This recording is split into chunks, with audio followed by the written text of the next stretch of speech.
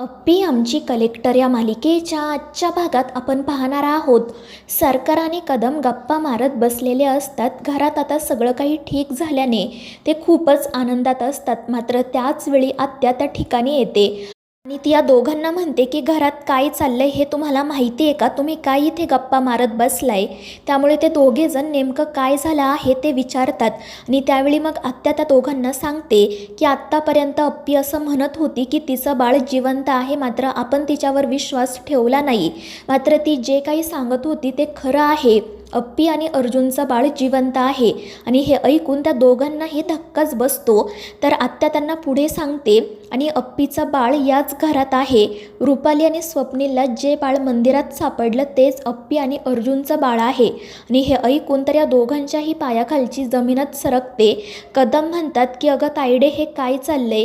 तू एकामागून एक धक्केच देत आहे. आणि त्यावेळी आत्या म्हणते पण मी जे काही सांगत आहे ते अगदी खरं आहे.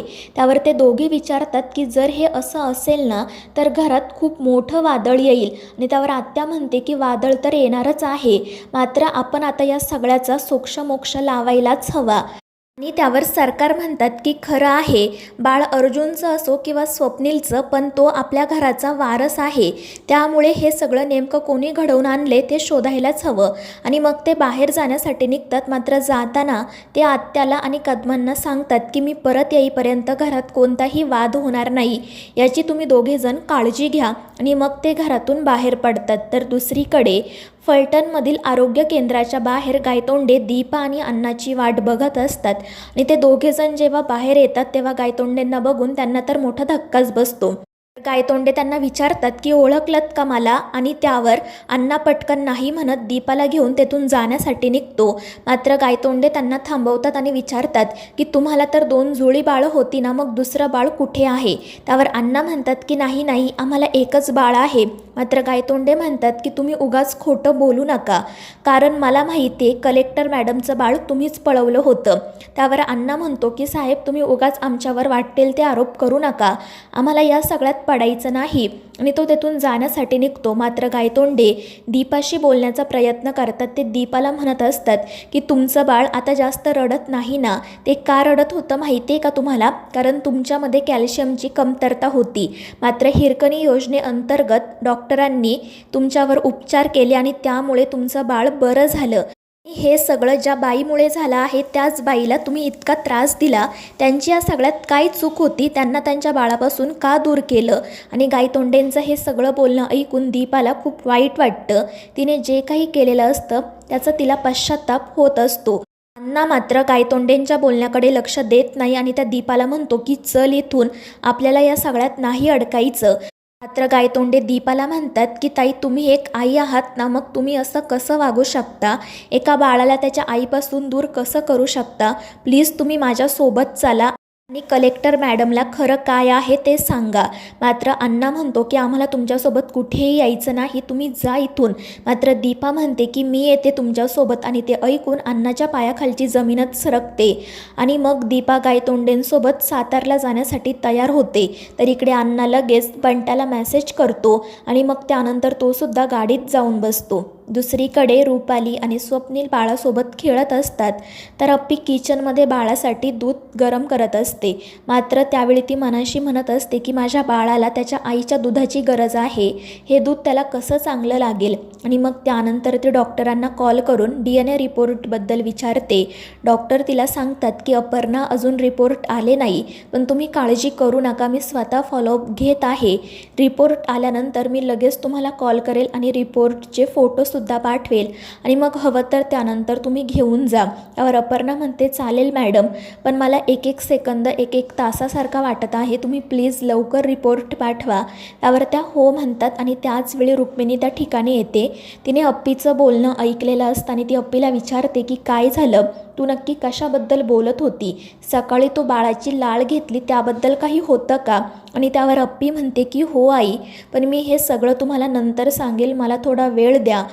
मात्र रुक्मिणीला शंका येते आणि ती म्हणते की या सगळ्याबद्दल स्वप्नीलला सांगायलाच हवं आणि मग ती बाहेर जाऊन सगळ्यांसमोरच हा विषय काढते.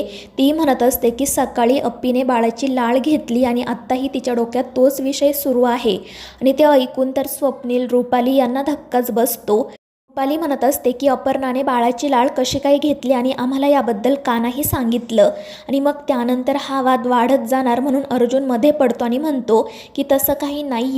तर त्यावेळी मनी मध्ये पडते आणि मोठमोठ्याने अप्पीला आवाज देत बाहेर बोलावून घेते. रुपाली तिला विचारत असते की तू बाळाची लाळ कशासाठी घेतली होती आणि त्यावेळी मग आत्या अप्पीची बाजू घेत म्हणतात की मीच तिला सांगितलं होतं, कारण जेव्हापासून तुम्ही बाळाला घरी घेऊन आला आहात तेव्हापासून त्याचं लसीकरण झालेलं नाही आणि म्हणूनच मग मी अप्पीला सांगितलं की बाळाची लाळ घे आणि डॉक्टरांना पाठव. मात्र मनी मध्येच म्हणते की नाही, हे सगळेजण अप्पीला सामील आहेत, यात नक्कीच काहीतरी काळं बेरं आहे आणि त्यामुळे रुपाली खूपच पॅनिक होते आणि ती अप्पीवरच चिडते. मात्र अर्जुन मनी मावशीला गप्प बसायला सांगतो. मात्र त्यानंतर अपर्णा स्वतःहून स्वप्नीलला म्हणते की सर, मी बाळाची लाळ का घेतली होती हे फक्त तुम्हाला सांगेल. त्यावर स्वप्नील म्हणतो ठीक आहे आणि मग तो अपर्णासोबत बाहेर जातो. त्यांच्या पाठोपाठ अर्जुनसुद्धा त्या ठिकाणी येतो. तर अपर्णा स्वप्नीलला म्हणत असते की सर, आता मी तुम्हाला जे काही सांगणार आहे ना ते तुम्ही शांतपणे ऐकून घ्या. त्यावर स्वप्नील हो म्हणतो, पण तितक्यात अर्जुन त्या ठिकाणी येत अप्पीसोबत वाद घालायला सुरुवात करतो. तो अप्पीला म्हणत असतो की तुला हे सगळं करायची काय गरज आहे, तुला एकदा सांगितलेलं कळत नाही का, तुझ्या डोक्यावर आता पूर्णपणे परिणाम झाला आहे. मात्र त्यावर अप्पी चिडून म्हणते की अर्जुन, मला एकदा सरांसोबत बोलू दे, कारण जर सत्य सगळ्यांसमोर आलं ना तर ते कोणालाही सहन होणार नाही आणि मी रुपाली ताईंच्या काळजीपोटीच हे बोलतेय, निदान सरांना तरी कल्पना असावी म्हणून. मात्र अर्जुन अप्पीला काही बोलूच देत नसतो. मात्र स्वप्नील अर्जुनला शांत राहायला सांगतो आणि तो अपर्णाला म्हणतो की बोल, तुला जे काही सांगायचं आहे ते सांग, मी शांतपणे ऐकून घेतो. आणि मग अप्पी स्वप्नीलला सांगते की मी बाळाची लाळ DNA टेस्टसाठी घेतली होती, कारण ते बाळ माझं आणि अर्जुनचं आहे. आणि ते ऐकून स्वप्नीलच्या पायाखालची जमीनच सरकते, त्याचा तोल जातो, तो खाली कोसळतो. अर्जुन अप्पी पटकन त्याला सावरतात. मात्र या घटनेमुळे अर्जुन अप्पीवर अजूनच चिडतो. तर दुसरीकडे अप्पीची डिलेव्हरी ज्या हॉस्पिटलमध्ये झालेली असते तिथे सरकार जातात.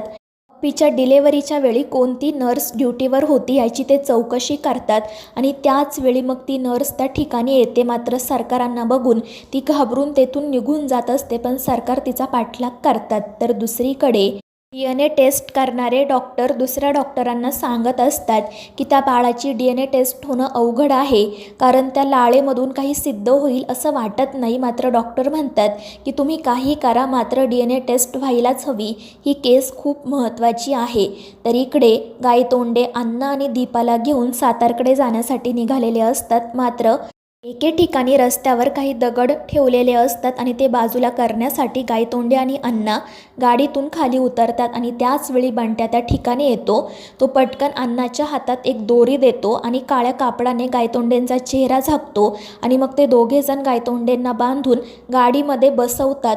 मात्र या सगळ्यामुळे दीपा घाबरते आणि ती तेथून पळून जाते. त्या अण्णाला तिचा पाठलाग करायला सांगतो. मात्र ती गावाच्या दिशेने पळाल्यामुळे अण्णा घाबरून तिच्या पाठीमागे जात नाही. तर दुसरीकडे स्वप्नीलची अवस्था बघून अर्जुन अप्पीवर खूप चिडतो. मात्र अप्पी त्याला स्पष्टपणे सांगते की कधी ना कधी हे सगळ्यांना समजणारच होतं आणि मी जे काही केलं ते रुपालीताईंच्या काळजीपोटी, कारण त्यांना हा धक्का सहन झाला नसता, त्यामुळे आपल्याला निदान स्वप्नील सरांना तरी कल्पना द्यावीच लागणार होती. मात्र त्यावेळी अर्जुन म्हणतो की स्वप्नील दादा, असं काही नाही आहे, ही अप्पी चुकीचं काहीतरी बोलतीये, तिच्या डोक्यावर परिणाम झाला आहे. मात्र स्वप्नील म्हणतो की जर अप्पी जे काही बोलते ते खरं असेल तर, आणि त्यावर अप्पी म्हणते की सर, आज रात्रीच मी तुम्हाला सगळे पुरावे देईल. तर मित्रांनो, या मालिकेच्या पुढील भागांच्या अपडेट्ससाठी आपल्या चॅनेलला सबस्क्राईब करा.